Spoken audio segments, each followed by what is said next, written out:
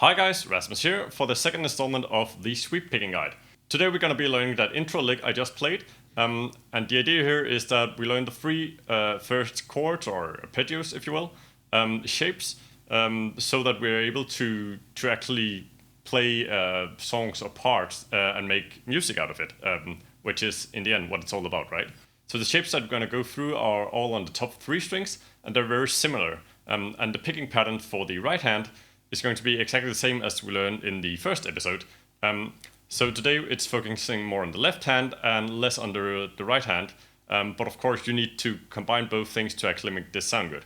So let me just play it again for you slowly.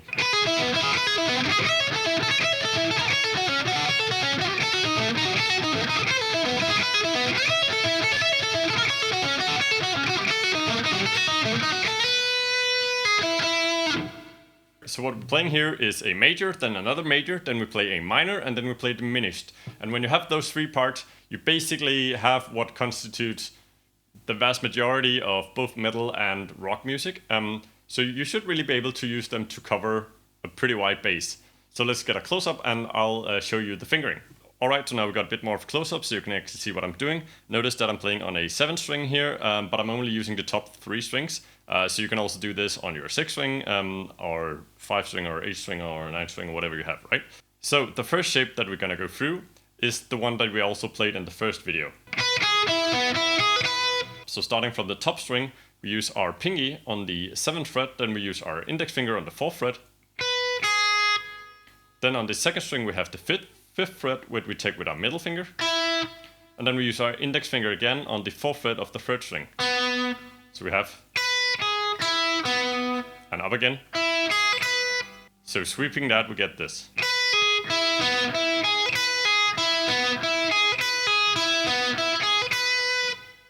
Next we move up and we do the exact same fingering, but starting with our pinky on the 12th fret, our index finger on the 9th fret, our middle finger on the 10th fret, and again our index finger on the 9th fret. So we have... So it's the same shape, and therefore it is still a major chord. Now the first one here, we have the root note on the 2nd string, here with our middle finger, so that makes it an E major. Now here, where we are playing with our middle finger on the 2nd string of the 10th fret, this makes it an A, and that makes it an A major. So we are playing E major to A major. Next we move down the fretboard and now we have our minor shape. So we start with our pinky on the 9th fret, our index finger on the 5th fret, our middle finger on the 7th fret of the 2nd string, and our index finger again on the 6th fret of the 3rd string. So we have... So notice how this shape is very similar to the major. We just move the second note here on the 1st string. We just move that 1 fret down, and so we have a bit of a stretch there. And now it's a minor instead of a major. So minor, major. So major, I would be playing the 6th fret here, which would be the same as I'm doing on the 3rd string, just like you had with these two others. But now I'm moving it 1 down compared to where this note is, so it's a minor. And we have the root note here on the 2nd string again with our middle finger, which is the same note as this, same note as this, which is the 2nd fret of the 6th string or the 1st string. So this is an F sharp minor. So we play an E major to an A major to an F sharp minor. And that's all just based on the root notes here. So if we had the chord, we have... And it's basically all we're playing is just chords, right? So we're just playing the notes of the chords, and we're playing them fast one at a time instead of playing the entire chord. So we have major, E major, with our middle finger on the 5th fret, Then we have the A major with our middle finger on the 10th fret. Then we have our F sharp minor with our middle finger on the 7th fret. Now the last one is the odd one out, it's this. And it's a diminished shape. In this case it would be a D sharp diminished. And again we have the root note here in the second string. And so we have our D here, right? And so this becomes a D sharp, just below our E. And notice again how the shape is very similar to the major one. We just move the note on the middle string, that is the second string, one fret up. So the fingering here is pinky on the 5th fret, index finger on the 2nd fret. And instead of using our middle finger, we're using our ring finger for the 4th fret. And that's going to be the biggest difference here. And then we have our index finger again on the 2nd fret.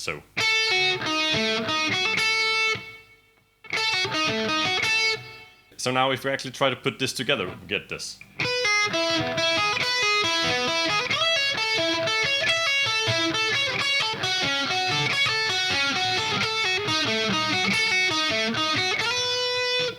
So I'm playing each shape 2 times, starting from the top, so. And then I switch. And notice that when I switch from the 1st chord to the 2nd chord, I'm sliding with my pinky from the 7th fret to the 12th fret.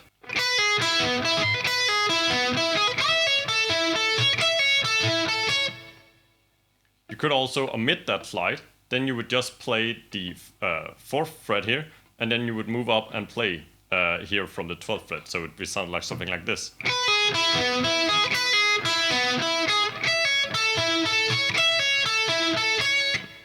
And a bit faster. So it gives that cool sliding effect, which is something that's often associated with sweep picking. And it's also what makes this a bit tricky, is that rather than just playing one shape, then moving up, playing another shape, third shape, and a fourth shape, or actually the first and the second is the same shape, right? But you also have to think about going between the shapes. So on this first one, we slide.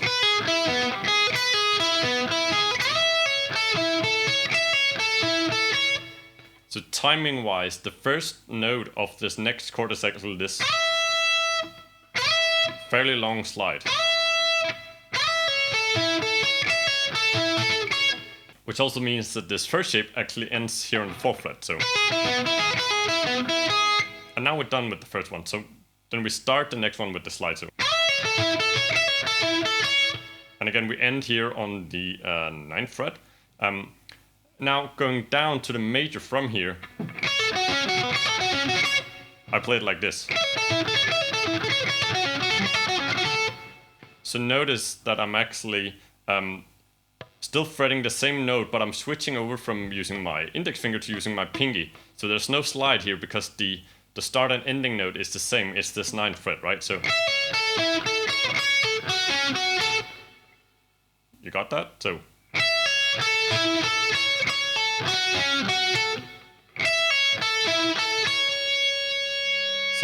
yeah, it might look awkward when I do it slow. It feels a lot more natural doing it fast, but. And then you can see I change my index finger for my pinky while moving my index finger down to the 5th fret. So, and a bit faster we have this. And that's really one of the things, that limits your speed on this. It's how fast can you do those transitions. Because when you get the right and left hand technique synchronized, you can really play it fairly fast. So the only thing that's really limiting is how fast can you do the changes between the shapes.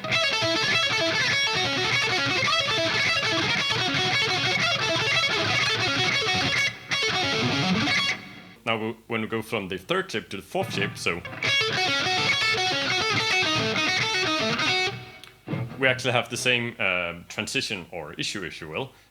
So the last note that we end on here is on the 5th fret, and the first note of this shape is also on the 5th fret.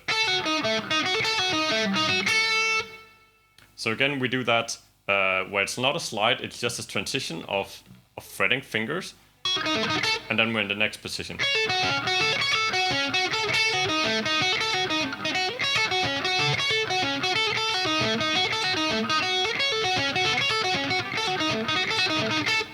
So in total, if we play the whole thing twice, we get this.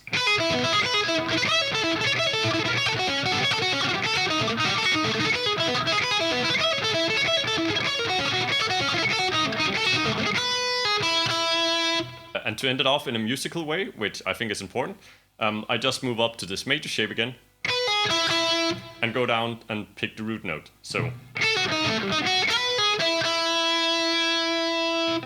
because that's sort of where we are sonically at home. Alright, so now we have a close-up of the right hand. So I did earlier say that we are using the exact same picking motion that I went over in the first video, so really you should just go and watch that. But here I'm just gonna briefly walk through it again.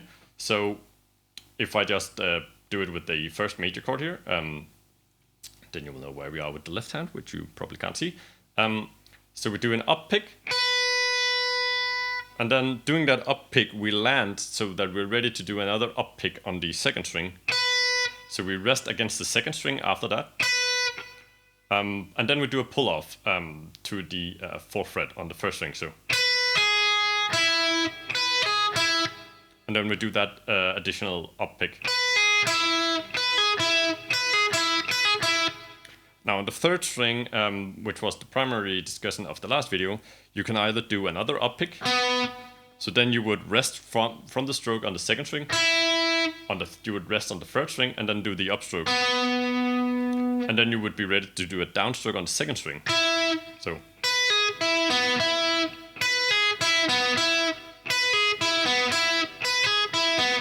Or you could do the first down pick already on the 3rd string. In that case, you wouldn't rest on the 3rd string. You would do a up pick from the 2nd string where you kind of go in a bit into the air so that you can do the down pick. So you sort of roll out of that 2nd string. So.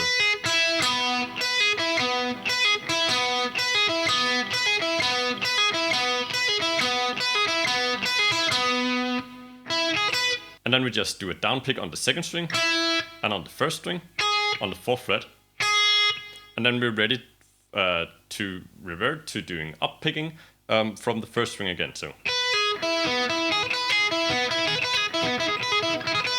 So there's 2 techniques here, and I urge you to try and learn them both because they feel fairly different to do.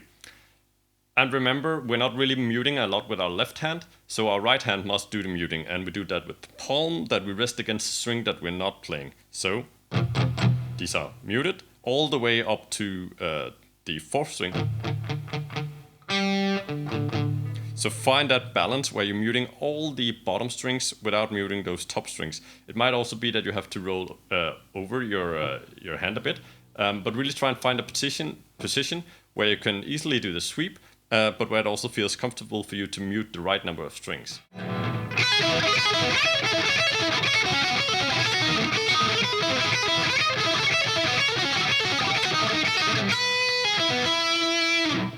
Alright, that was all I had for you today.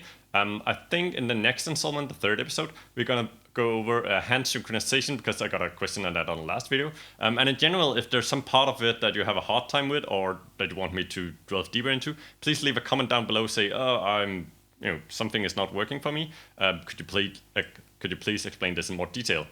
And then I will, of course. So 3rd installment, I think it's gonna be hand synchronization. And then after that, either going to do inversions on the top 3 strings, and then later go to 4 strings, 5 strings, 6 string sweeps, and so forth. But yeah, that's it for now. Thanks for watching. Subscribe and stay tuned for the next episode. Bye!